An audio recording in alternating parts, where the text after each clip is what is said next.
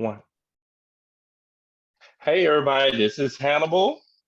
And this is Jupiter, and welcome How to y'all doing? another.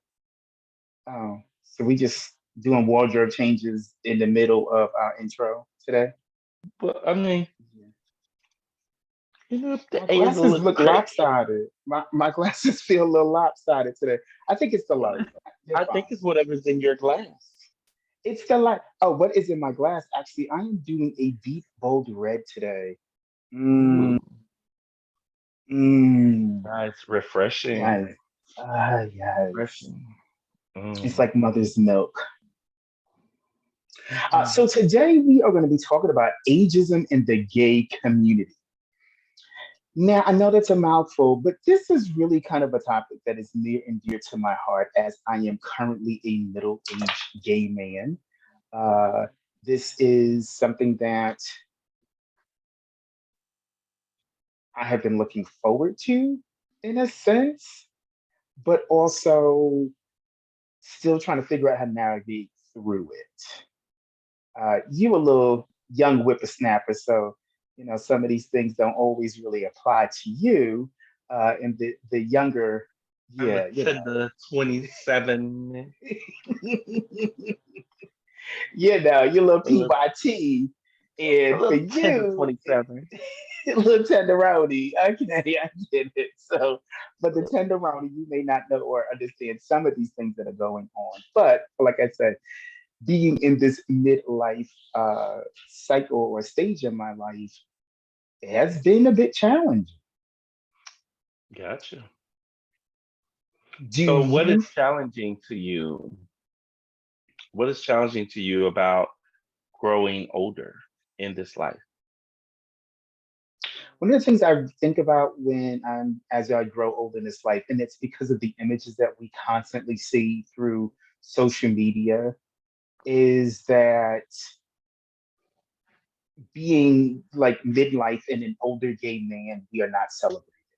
Like I don't feel celebrated. And the interesting part about not feeling celebrated, it kind of brings me to the idea of like internalized ageism, Okay. where my peer group in older don't celebrate us. My peer group in older celebrates the young tenderoni, the You know six what's so funny? pack, I just thought the same thing in my head. I was like, the pepperonis. right? So they like the tenderonis and things like that, and it's sometimes weird to see because it's like, you 45, 55, 65, 75. Yeah, I guess somebody can be nice to look at. But realistically, I know people are gonna, be upset about this, but the reality is this. You ain't got no damn business being 55 with some 25-year-old. Like you come on. Like let's So be what you're realistic. saying is that I can't date someone who's 57 since I'm 27? Is that what you're saying? I'm saying that if you were my child, I would say that is not a good choice. That's what I'm saying. Uh, and Okay. so, like I said, the images are constantly telling us be young, be young, be young. And Hmm. then we get thrown in around now.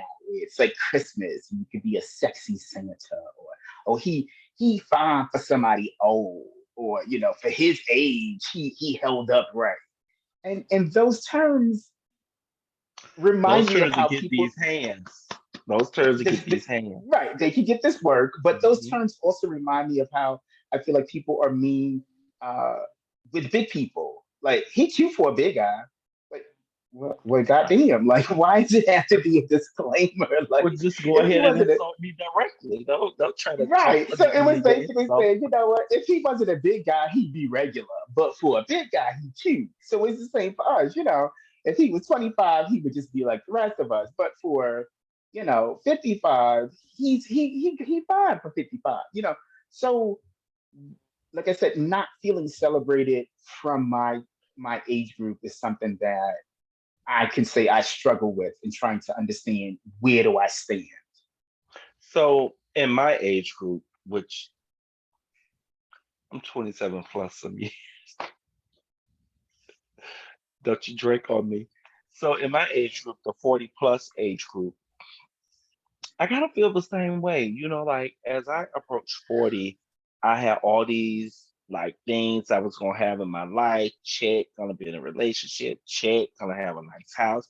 Check, gonna have nice cars. Check, gonna have quarterly vacations. Check, gonna be, committed, maybe have kids or whatever. Check, gonna have a nice big front yard. No checks. No checks. And I feel similar to you. I live very rural. So I think the ageism maybe is not as pronounced here as it is in some larger cities. Can you hear me now? Yes. Okay. I don't know why I muted myself. But I think the ageism is not as pronounced here as it is in some larger cities. But Wait. Look, I don't want you to go away from that. So, do you think that is because you're in a rural community that just having like a gay community or a gay social life is enough at that point, so people may not really focus on age there?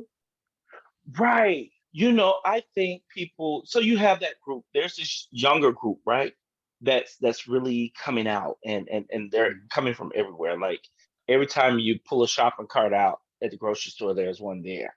You know, they She's in the circle of the but they're newspaper. I get it. right. You open it local times. Boom, here we go. But what I feel is so they are definitely in their thing and they only really deal with their thing, right? But then when you get to that 30 to our age, to a couple years older into the 50s, that group where I am, they associate together, and they try to have little things to just keep you moving along because we're all living very rural. And so, we're opening an organization in this area that's going to address some of these issues. However, for the time being, it's just very hard to date and date quality here, because you only have what you have, unless you're going to date 200 or 300 miles away. And I do understand that checklist. I feel the same way in that those at one point a lot of those boxes were checked for me. So I kind of felt like, hey, this is good. I was married, I am now currently divorced. And it was our own little fairy tale. Like I got married on 12, 13, 14 because that date would never come again. It's extinction of those numbers. And I never thought 2 years later I would be divorced, a single parent, and single. And those aren't always catchphrases for meeting people in the gay community as how divorced single dad is a catchphrase for the straight community. Like my straight women friends are like, oh please, if you were straight, these women would eat you up. Like the fact that you're an attentive dad and they would, and you don't have a whole bunch of kids everywhere, like this would work for you. And I go, yeah, for my community, it is not my swan song. This is not. Um, But it's not real from my good advertising tea. It's just not it. for us, it's not it either because here, to see you with the child here would be very strange. You know what I mean? Because people like, Mm, hey, remember, I'm in the Bible Belt, the deep Bible Belt. People right. like, well, Yes. you go, where her mama at? Where her mama at? It was- so you adopt them with a whole man.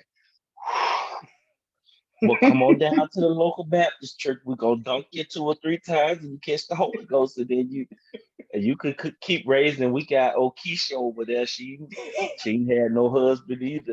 They said she was liking women at one time, and no old Keisha, and you can get married. Not And liking I women at guess one time. I guess y'all do what y'all do in the house, but just get married. It's a man and a woman. That's all the Bible says you're supposed to have. I So mean, that's when what I they're gonna was do to you. younger and you had shows like Ricky Lake and Jenny Jones, and they Hmm. have those gay episodes.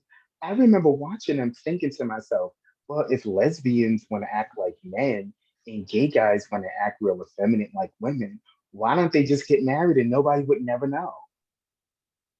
Yeah, I cracked the Da Vinci Code. So clearly that's not how it works. No, not every lesbian is going to partner up with the gay guy, get married, and so everybody will leave them alone. Like that's literally not how it works. But in my little young mind, I thought this would make sense. People would not, y'all wouldn't have to be on Ricky Lake looking a fool if you would just follow my little simple steps and your life would be easier. And it's not. And so between the dating age gaps, which is funny because you hear all these different rules. Some people say age ain't nothing but a number, RIP Aaliyah. But outside of stuff like that, age Child, ask is my needs about age. It's more than a number. right. Like I wake up different. I go to sleep Hmm. different. If I don't sleep a certain way, I wake up and really not like my body at all. I'm not jumping up at the crack of dawn saying, "Hey, let's get it." It's a couple of pep talks, and then I roll out of bed, and then it's a da, da, da, da, da, da. Um, And so, like I then your said, priorities are different too mhm. as you age. Because what you're looking for in a mate at 40 plus is absolutely not what you were looking for at 20 to 30, and even sometimes 30 to 40 is not what you were looking for. At 40 plus, when I meet someone, we could go out on a couple of dates or whatever, but then we need to have that financial conversation. We need to have that, what's the long term plan? How do you see yourself in 20 years when we're 60 plus? Do you see yourself retiring? Do you see yourself having long-term care insurance? Like, what are your steps, to your retirement age? Because at 40, you got 20 good years left. And See, then I look boom. at I mean, I understand those parts, but for me as a single parent, I think about are we going to be able to live together? Are you going to understand my parenting style and can we parent together? I have a teenager, so he's going through this. He's always reminding me that he's going through puberty, and I'm thinking, I clearly can see it, but thank you for keeping me abreast of your situation. Uh, and so those are the things that I think about too. You can't just introduce everybody to your kids. So it's kind of like I'll have the situation where you can't really always be online because people are like, "Oh, can I come over now?" And you're like, "Well, I can't let you come over at 2 o'clock in the morning because I have a kid." Well, technically, I'm at sleep at 2 o'clock in the morning, so you could come over. Not because my son is sitting in the next room. It's because I've been asleep since 10 o'clock. So I don't After know when 7 you o'clock in feel. the evening, once I do the national black woman kitchen move, once I lay that dish towel across that sink, mm, the only time I'm gonna open this door is Tony. Do you hear me? Right. Because I'm not going out. Right. So it's like, it's those things. So it's kind of like I'm in a place where I would like to have a grown relationship.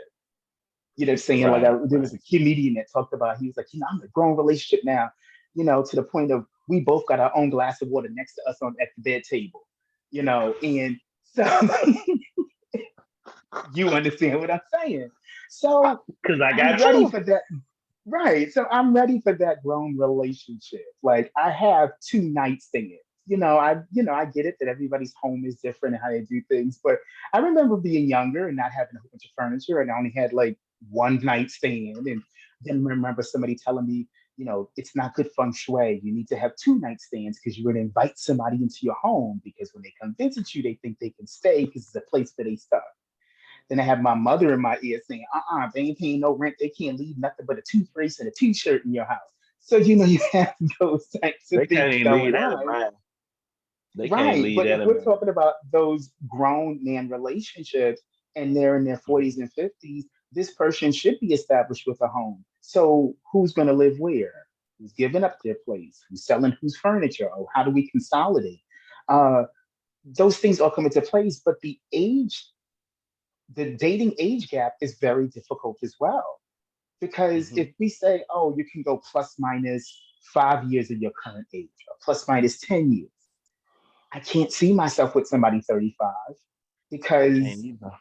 I've already done the 35. And I really can't see myself with somebody 25 because they're about like 7 years older than my son. So I'm like, this is just, So it's with me with weird. that dating age gap is weird too. So being in the Bible Belt, the deep, deep, deep Bible Belt, and being black, gay, religious, and in ministry, it's really, really different. I can't ever show up ever with some of you young tenderoni dressed in pants that don't come down over their ankles and a brooch that will take you from your chest to your back shoulder part. I can't do that. Not in the Bible Belt. The church mothers will they'll have a field day.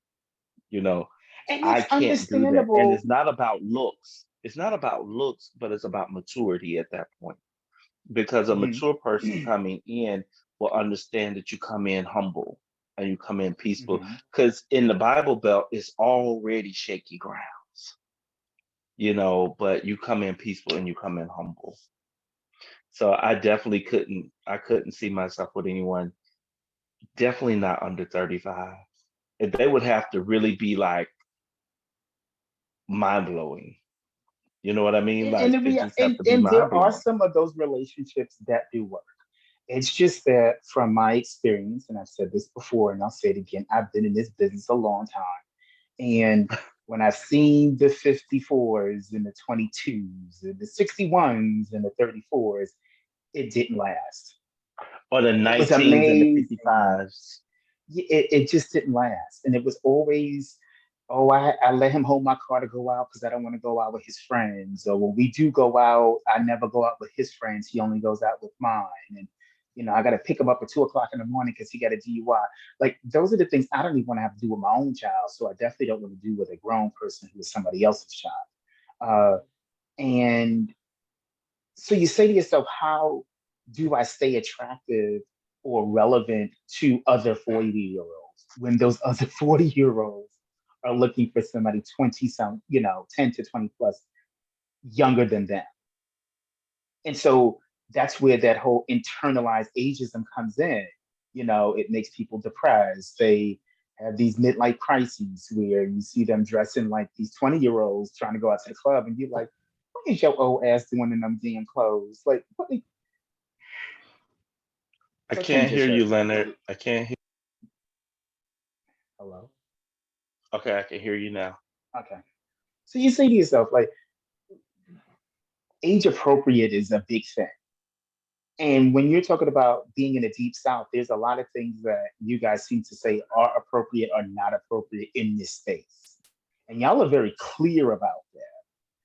It's not so clear in big cities. In big cities, everybody has to be, you can't change somebody, you can't say anything bad. So if he wants to be 60 years old with, Hanes underwear is showing and his pants are sagging and he wearing a cap to the side and he got on Jordan, he doing it. He is sharp. You can't say nothing. Where when I grew up, that wasn't appropriate for a person that age to dress that way. And Let not me saying that tell you had you. to look old, but you can look good and not, look a certain way. Like you can look sexual, but you ain't gonna look slutty. Like, it's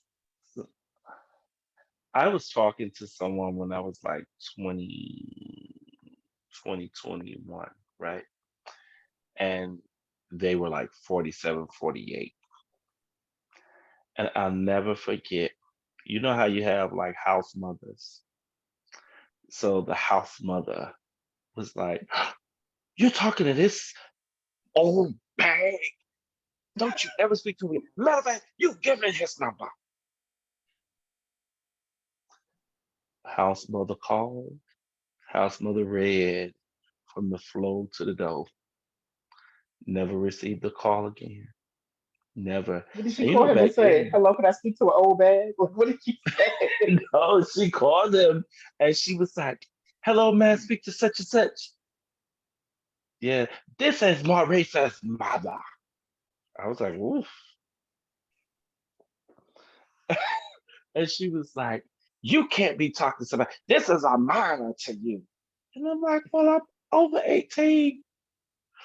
When this person was your age, you wasn't born. I was like, ooh, now that you say it that way, now that you say it that way. But Yeah, she when you just do went put it in that perspective, yeah.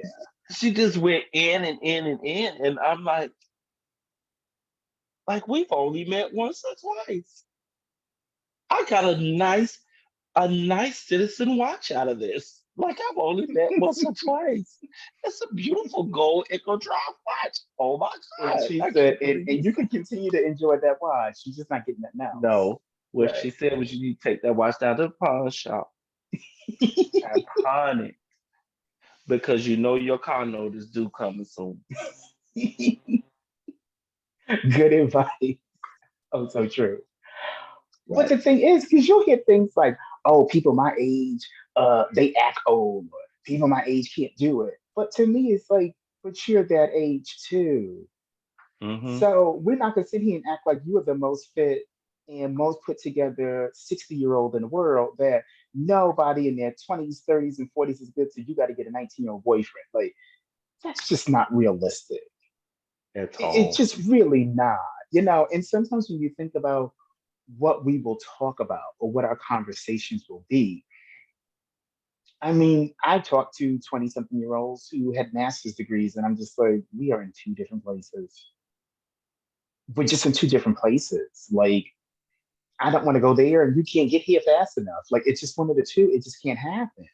And so, like I said, you'll see this depressive, they call it like depressive behavior, where we dress young, we try to act young, we in the clubs all hours of the night. We having house parties, and everybody all of a sudden know is in their 20s and 30s because you want to be surrounded by this young energy. And you have everybody looking at you like, this isn't long term. So, like with you, you got your little citizen wife. Did you think that was a long term relationship? I knew it wouldn't be, but I thought for the moment, I was like, oh, I pulled somebody this. Oh, I pulled them. And my little house mother was like, you didn't pull a gun thing. You got pulled. And she was like, I can't imagine you parading around with this person. And we weren't parading around. Like, we were not parading around. There was no parading involved. And the house mother was just like, I ain't doing it with you. And you That's gonna the be thing received. too. When you start parading somebody around, uh, for some reason we have gotten to the point that all of a sudden we can't have an opinion about anything. And if we do have an opinion, it has to be that you are just giving everybody their flowers. So when you see this older guy parading this young man around, we're supposed to be like, "You go, boy. You better work that little 16-week relationship like you ain't never worked nothing before, because that's love. That's black love. That's black excellence." But the reality is, in a way, both people are losing. That young person is not really experiencing life through their lens. They're experiencing life through the lens of saying, "I'll get this older man to take care of me." But what is your that? What's the plan? Because like you said, somebody else is not going to pawn that watch. They're going to keep that watch. They're going to keep those Jordans. They're going to keep those, G-Star Raw jeans. They're going to keep these things, and they're going to continue to not have. And then you kind of go, the homosexual. So you hop from one old man to another old man to another old man, and before you know it, you're 32 to 35, and now you're realizing I've never had a job before, and I've never My really whole had my life own fits in a place. backpack. Yeah, I've never really had my own plays. Like you said, those guys that show up at your house with a backpack, and you're like, oh, okay, those are the kind of things you could have left in the car, maybe. Or they show But up to the bar with a backpack. That's a clear right, sign. Like it's cuffing season right now, right? And we're a little late in the cuffing season, and you're we're a still little walking around. late. You're trying to get in the puppy with a backpack. Now, Yes, it's I will cold out. say one time I met somebody, he did have a backpack in the bar, and he was a very ingenious person. And so for me, that backpack did come in handy. He had a bike inner tube in this backpack. And he basically took that bike inner tube. I'm gonna use one of these little things here as the bike inner tube.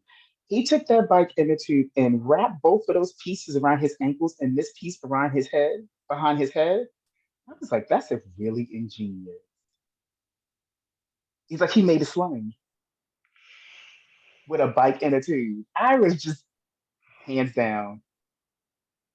If I could copyright it, I would. But it was like a sling. It was stretchy. I said, you go. But that was a professional girl. She knew what she was doing. She had it planned, and that was it. So that was the one thing I seen that came out of the backpack that I was like, that was ingenious. I like, but the bags of weed and the blinds and the meth pipes, you can leave all that stuff. Right. Like, why would you bring that to my house? Like, what about the conversation we had made you think I want you to bring your meth pipe to my house?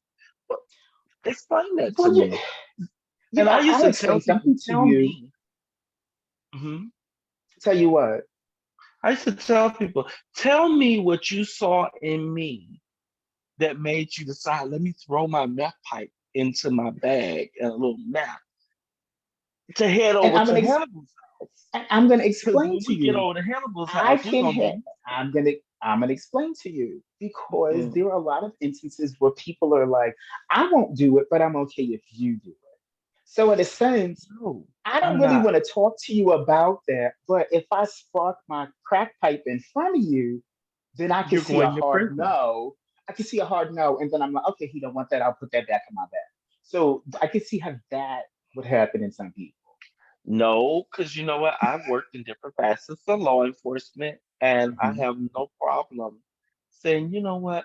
Let me put these little Smith and Wesson cuffs on you, darling, and walk you downstairs and wait on the sheriff to get here. And a lot of times black people is not pulling the popo. So that's not always gonna happen. And when you pull those handcuffs out, somebody's gonna think that you have gotten into a kinky scene and they are ready to see what's part two. So And this part two may is not going to be the ride in the police car. They're going to right. kidnap you. The And police they're are like, going oh, to so he's into role play, he's into uniform play. right, I get right. it. See, And I when you was show looking up to for that somebody cell, like him. Right. hmm hmm And then when he goes to the yeah, cell, now it's group sex. See, you done put me through a whole new kind of date. So, you open them up to all different facets of the things that you're into. And that's good. Um, but it's still one of those things. Where do we see ourselves? Like, where do we go as aging gay men? And no one is talking to us about this and nobody is teaching us anything. I know that we both have some insight on it, but my insight was different when I was taking care of my grandmother who had Alzheimer's. She stayed home. Um, hmm you have a situation where your dad stays home, but sometimes he'll go somewhere so you can get out of town and do something. Uh, hmm we don't really see firsthand what it would be like to be an elderly gay man living in a senior center or adult living facility. And for the most part, we know those things aren't really cheap. They're not like $2. And those state run places are not really where you want to be. So it's you nice know, that we're like, so happy that I'm working out and I'm 65, I got a gray beard. But when we're 75, 85, 95, where do we go if we haven't and had certain remember, things in place? in today, a really good facility is like $7,500 plus medication So that's $7,500 a month, a month plus medication. and most people are not paying $1,700 in rent. So yeah, or somebody's Right. mortgage may not even And be two and thousand you know, dollars. you So can yeah, go to a state ran location that might charge you $87 a day or $90 a day. And I'm not saying the state ran locations or government ran locations are not good. That is not what I'm saying. What I am saying is the ones that I have seen personally have not been at the standard of the private pay facilities. The private pay facilities are extra nice. You you're paying for a know, level of care. you're paying for a level of care. Now imagine a gay man who has been out and open for so many years. You have to go into assisted living. You must now go back in the closet to live in assisted living. There is no market for those of us who are aging that don't have children, you don't have spouses, your nieces and nephews are not going to be there to take care of you. So all you can do is hope and pray that you're okay and that the Lord lets you, I guess, down a city bus so that people will actually find you And But it's true. It's like, we can yeah, be you the don't want to be great locked gay in your uncles. We are yeah, amazing gay uncles as when it comes to birthday gifts and Christmas and graduation gifts, and somebody, need a car, and I give you a couple $1,000. But like you said, once those kids start getting older and having their own lives, that gay cousin and gay uncle are not their main priority. Their parents are now their priority to take care of them. And so people look at us and say, what happens?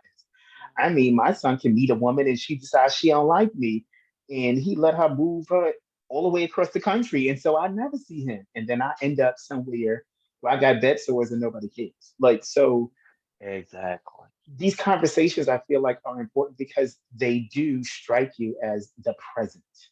You said it earlier. We got a good 20 years when you hit 40 to work. And it's that work smart, not work hard thing. And I know people love to say you gotta hustle, but how long you gotta hustle? Right. Like I Like don't want at to 40, hustle you till should I be in die. at 40, Right. you should be on cruise control. Like you should not be hustling. You should cruise control. Now, I'm not saying that life doesn't throw you curveballs. Mm-mm. You could have been thrown a curveball and you're recovering in your 40s, and that's fine. But when I look at 40s, like even in the current situation I'm in now, I own a property, actually two properties now, but I own two properties plus the property I'm in right now. And when I look at it, so I don't work every day, but I do work intermittently. So the person that I meet, like I'll say sometimes to these people, I'll be like, oh, well, I'm just chilling today. And then like 3 days later, what are you doing? I'm chilling. You know, 4 days later, what are you doing? I'm chilling, I ain't working. No. Well, you up at 1 o'clock in the morning, you up at 8, 9, like what's going on? And people be like, oh, well, you're busted because you don't have a job. But I do. But then when you Mhm. talk to older people who kind of get where you are and like, oh, well, did you retire? Da da da. They ask all those questions. The younger people don't. They don't ask Yeah. those questions. And again, that's another reason I can't do 35 and below because they don't get it. Like it doesn't always compute. And I'm not saying, so don't put in the comments, y'all, that oh, I'm 27, I got my stuff together. I own a house, I own a car, I own that. Praise the Lord, everybody. Praise the Lord. I didn't own my first home, so I was 28 years old. So I can't say that you're not doing it. You are young people, you are doing it and you're doing it Mhm. fabulously. I just can't be with you. That's all. And I And that think that ain't the me. reality also is everybody isn't doing it. Whether you're in your 20s or in your 50s, some people are just not doing it. Uh, and Mhm. when you were talking about like working a lot, when I first started out in this industry back in 97, I was doing 10 to like 14, $15 a day, 5 days a week. And 20 something years later, I'm thinking, I wish I would do $10 a day. You got to be crazy. So I know my worth. I charge accordingly. So I don't have to do $10. So my Exactly. 3 or 4 is Exactly. equal to 10, and I feel good. I don't get beat up. My body doesn't hurt the way it used to, all of that stuff, because it was like I had to work smarter. So it was, and I know what you're saying when people are like, oh, how you off again today? I mean, I'm not tech, I mean, I'm off, but it's not like I Right. don't work. I work my schedule and my schedule works for me. Right. And then I have my downtime. So I work more weekends and then I have some days off during the week. When some people work Monday through Friday and have all weekends off. So I always knew, being an independent contractor, owning my own business, that you had to work the system in a different way. So, Hmm. not saying you can't. I mean, people call them those little hustle jobs where they do Uber and Lyft, and then they also work for Kroger. That too. When somebody has to sit you down and say, "Hey, you have to figure out how to sustain all of this." Because Hmm. if you have two jobs that are really paying you $25 an hour, let's just find you one job paying you $25 an hour, so you don't have overhead. It Exactly. might be a simpler thing to do. So the age gap as well. Sometimes we need to be or should be the mentors to the younger ones. And not Hmm. the mentors in a predatory way, but just being the mentor, not saying, hey, you young, you got something going on. You should be my man. no, let that young man explore No, his life right. and Let go me where teach he you a needs to couple of go. things. Right. Yeah, let me Hmm. let me teach you a couple of things, the mistakes that I made along the way. Hopefully you won't make those mistakes. Let me teach you about saving and why it's so important to save when you're younger. Because when you get to my age, life threw me a curveball. There I was at a fabulous career making more money than I had made in ages. And then, boom, one day I had to walk away from it all. I Hmm. had to take a step away and do what I do now. And for me, I've realized that it's about building your community, like building your support system. And I think that a lot of times we as older gay men are not teaching or showing younger gay men how to teach, how to have a support system, what that looks like. Sometimes we may not have it ourselves. I've struggled being a single gay parent and having a support system when you know that a lot of times straight dads don't want to be around you, but straight moms love you. So you're just always trying to find, okay, what's my support system? And then as well for gay people, we have to realize, it's this there's a word, it's out there, it still exists. We can be platonic friends. It is a good word. It is a healthy word.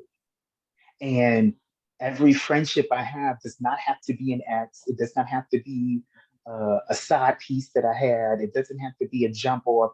Just actual platonic friends. That there is no sexual nothing in it. Not, oh, we tried it and it didn't work and now we best friends.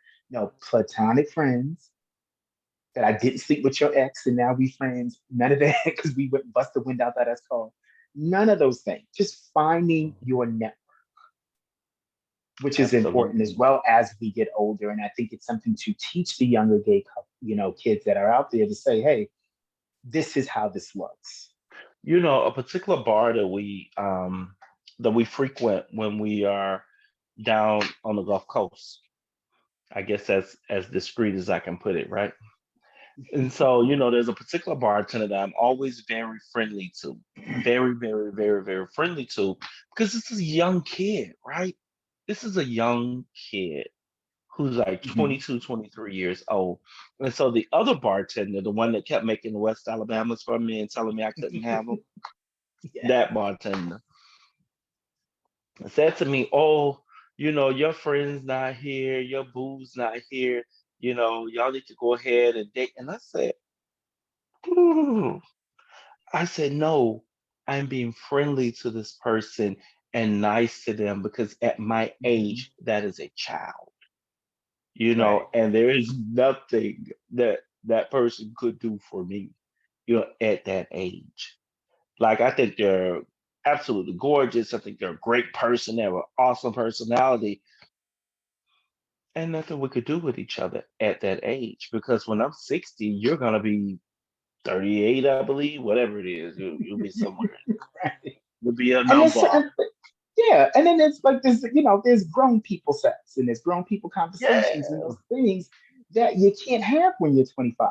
I remember Right. when I thought I was so mature dating somebody who was 27 years older than me, so you could tell me nothing. But the reality was those things that I saw as now that I'm realizing myself about aging, I saw that in him, but I was like, okay, just yo, and that's it. But then when it comes to you, you realize it is different. I dated somebody, it was a long-term relationship with somebody who was retired. So I was getting up every morning, go to work, and I would become envious sometimes when he's still in the bed. And he Hmm. like, I don't work 20 years. I don't have to get up. And I thought, I'm all fairy tale white woman. You're supposed to get up and make me breakfast. That shit ain't happen. It's two grown ass fucking men in this house. You get up, you make yourself breakfast, and you go to work. Because when I was doing this job, you was not around to get up in the morning and make me breakfast. And I understood it. Like I wasn't like, don't be a kid about it. Be realistic. Like, think this ain't gonna happen. But it was that. I thought, hey, we're gonna do stuff. And he's like, yeah, but this is just this is my pace. Hmm. So like I said, it was great. We are still good friends to now, but you say to yourself, can this be 100% sustainable? And I knew that there were things that I wanted to do when I was still in that relationship that I did not grow to at that point that I'm at now. And I would think, oh, but that relationship would work now. Would it? Because at 45, he's now still 27 years older than me. So the scales of justice kind of got to kick in and say, what is this? I don't know. But I will tell you this, like, I think the ageism gap in the het community or hetero community works differently than it does in the LGBTQIA community because I know several people who have a 20-25 year gap in the hetero community and it works out just Mhm. fine.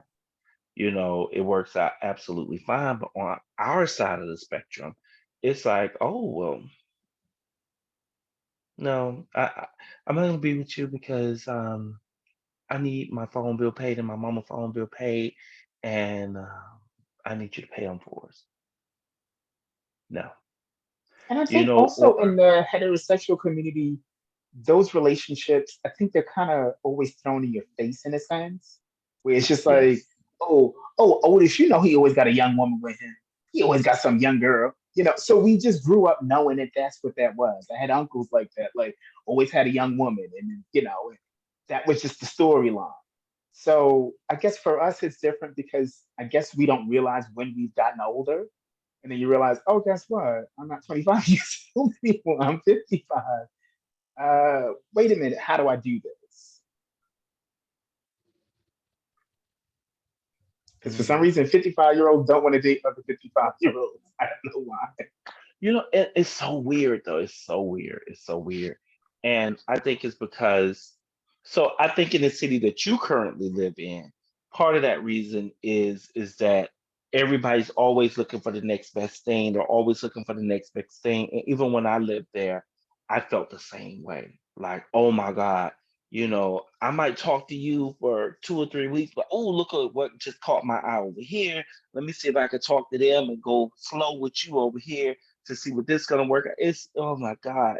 Like I didn't realize how much craziness that city had in it until I left it and I moved here where it's peaceful and calm and you know, But I can I say didn't realize it. this city to me is subdued. I mean, coming from Brooklyn, this city is so subdued. Like it's a one street light town to me. But it's Atlanta, it's home. I was able to come here and make a business here and A one really street make a like life for town. myself here. Coming from Brooklyn, yeah, it's a one street light town. Like, let's stop it. But I think that when people start having so many negative connotations to a place, I think they fail to realize that they're adding to that as well. Hmm. Everybody here, I don't think everybody in Atlanta is trying to be a hoe. I don't think that every relationship in Atlanta is not Oh going to no, no, work. no, Like no. those things are not true. But the part that people don't always realize is, y'all gotta start looking for quality and not quantity. And the quantity is what gets people in trouble. Oh, I can have 5 men after me, but not one of the five is a quality. So you're just bouncing around between beds or text messages and storylines. And then you find out that this person know a friend of yours that knows somebody else that they already know you. They sleep somebody else to sleep in. When you said we ain't together anyway, so I slept with your friend. It's a big deal. Like Hmm. there's no defined, like nobody's communicating about exactly what they want and how they want to achieve those things. I hear you saying that, but Atlanta is a little extra pretentious, just a little extra. When I lived in LA, even when I lived uptown in the Bronx, like it wasn't the same level of crazy that people are in Atlanta. And I don't know, it maybe it goes back to being black gay men, you know.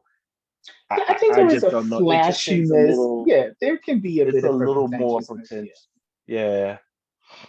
But I mean, But I then love Atlanta. I wouldn't it live could there be again for the Atlanta, money. or I watched the documentary the other day. What was it? It was like a TV show, and it was showing gay life in Selma, Alabama. And I was like, whoa, So they had one person that was on there was a trans woman there, and it was like, how the hell are you trans in Selma? Like it just doesn't come to your They head. have a whole trans And organization there now.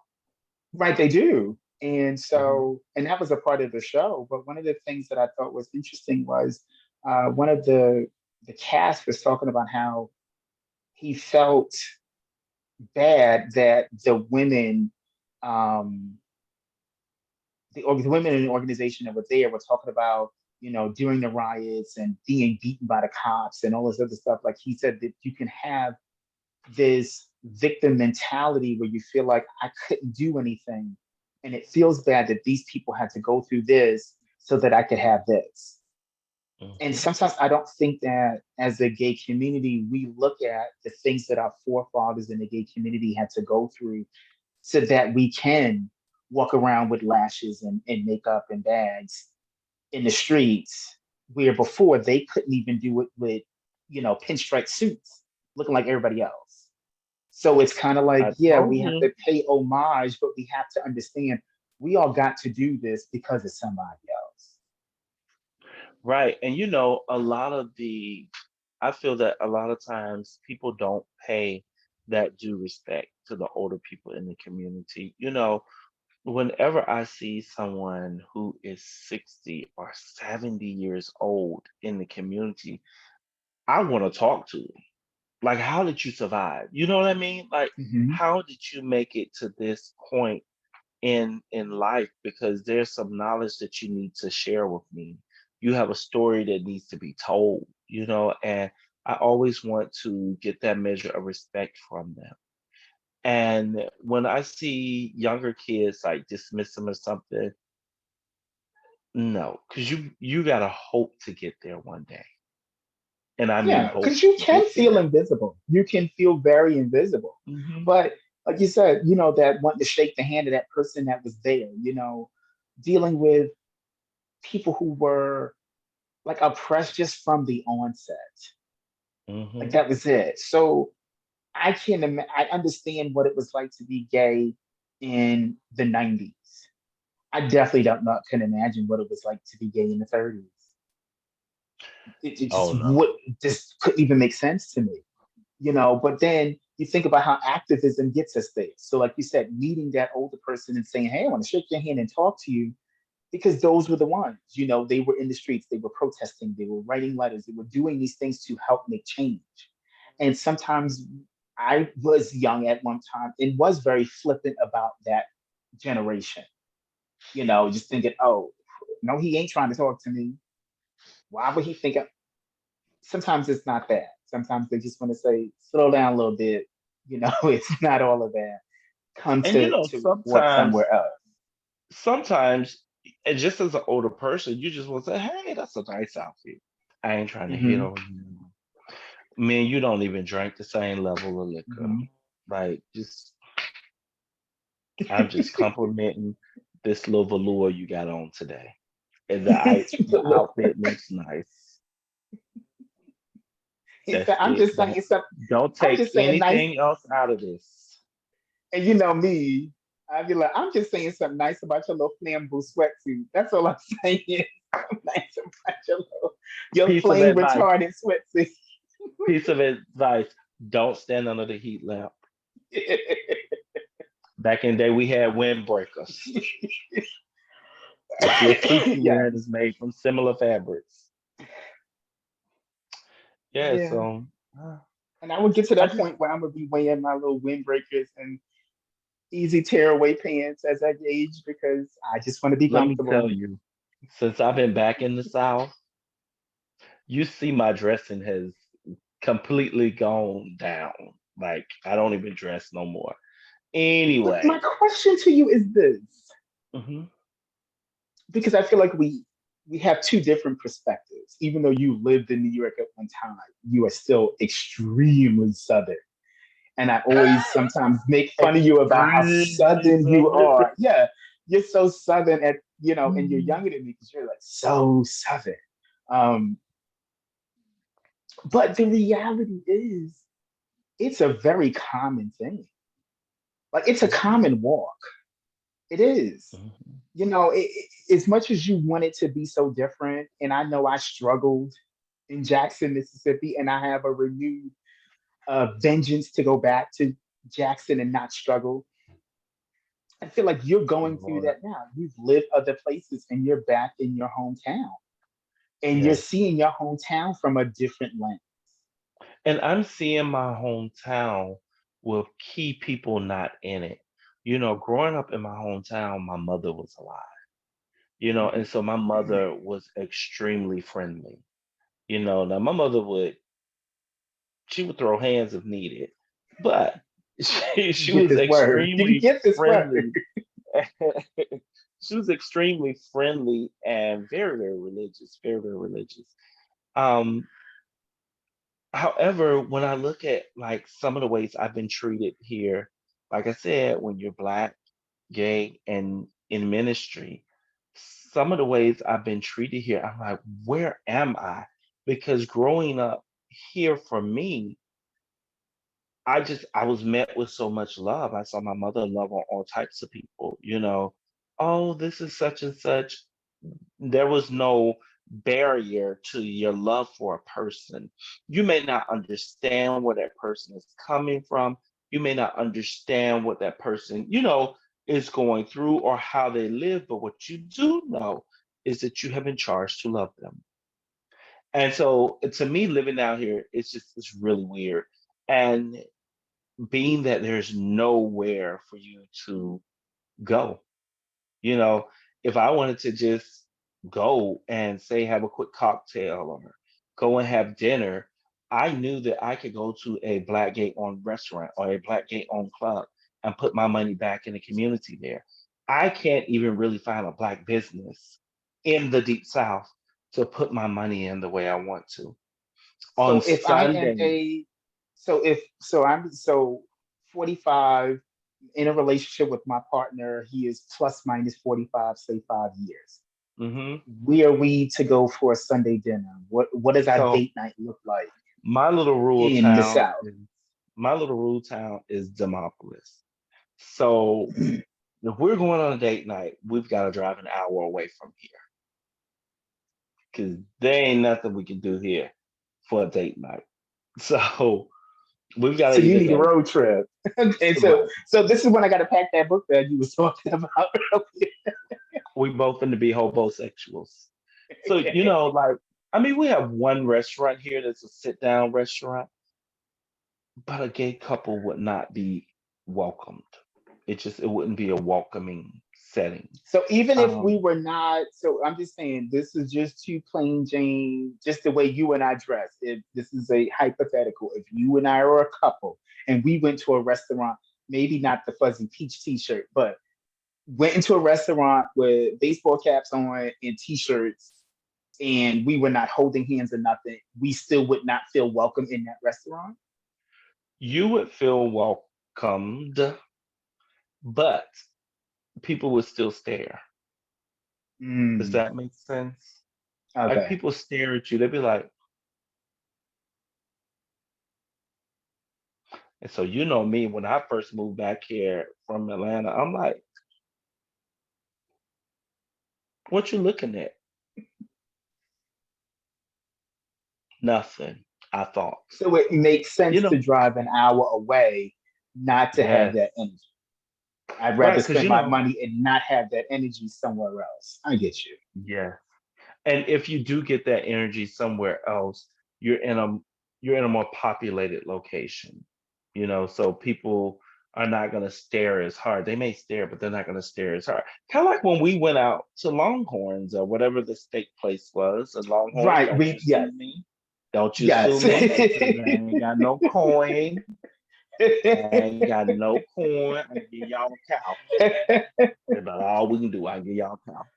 We But did yeah, not. when we went there and Allegedly, we it hung was a out, long and there were horns. Yes. allegedly. But we had an amazing steak. I love that steak. And I had a good we time felt there, but very I did welcome. it. It was welcome, but I did Mhm. see people looking.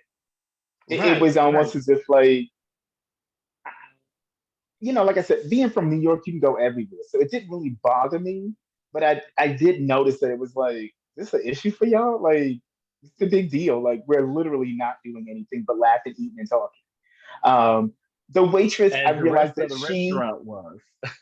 right, like everybody else was there. I do remember that once she brought our drinks to us, she did try to act like sister girl. I get it, I got the gay table, and it was kind of funny for her trying to be down and trying to, Hmm. and maybe that was her way to say, I'm trying to be welcoming to y'all, and y'all can feel comfortable, with giving me a very good tip because I'm for the girls. So whatever that was for her, I saw the little subtle touches in how she started to handle us, which was nice.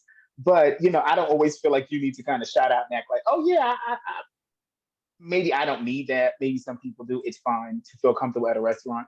But I did notice that was kind of how she started to change. And so she was a lot more friendly and, she came back a lot more to our table, which was nice. But yeah, it was weird, like walking past other tables and people looking at you. I guess I'm not, that just seemed weird. Hmm. Like I know if somebody was looking at you like up north, it would be more like somebody looking at your clothes or like, oh, he fine or whatever. This was like there's three black men in this restaurant and they're together. I didn't know why that would be, a It was just a national weird. It was a weird catastrophe, but feeling, and that's considered a big city where we were. That's considered a big city. They have well over 150, 175,000 people there, and that's considered a big city. Where I live, it's like 7,000 people. Right, my old block has 7,000 people. that's yeah, that yeah, Yeah. So yeah, yeah. No, we So that's yeah, like the like project thing. So I just I guess in us wrapping this up, we just need to be aware that we're aging, mhm. and make solid plans for what are we going to do in the future. Don't let retirement sneak up on you and you don't have a plan B. Like, what if you have a stroke? What if you come down with dementia? Or, what if, God forbid, one of these other ailments hit you and you need someone to care for you? What are you going to do? And how are you going to respond to that? Especially with dementia, there's a very small window in dementia that you would have to make decisions and still be considered sane making those decisions, and the decisions you make are going to be permanent for you until death do us part. Yeah, So, making somebody a power of attorney is a very big responsibility. and Very, very then big. what I have learned too is you also need conservatorship, not just your DPOA. Hmm. You also need conservatorship because that helps you out in so many different ways. So, yeah, But like I said, my takeaway is that I am enjoying being a midlife gay man.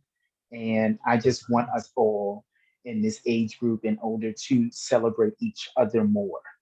It's nothing wrong with a PYT to look at online, but we should see images of ourselves as well to remember Mhm. that, we are here. We're not invisible. So on that note, guys, it has been fun bringing this topic to you.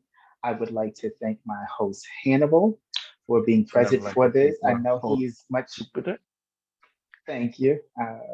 The age gap between he and I is very vast. So I'm glad that he was able to keep up with this convo.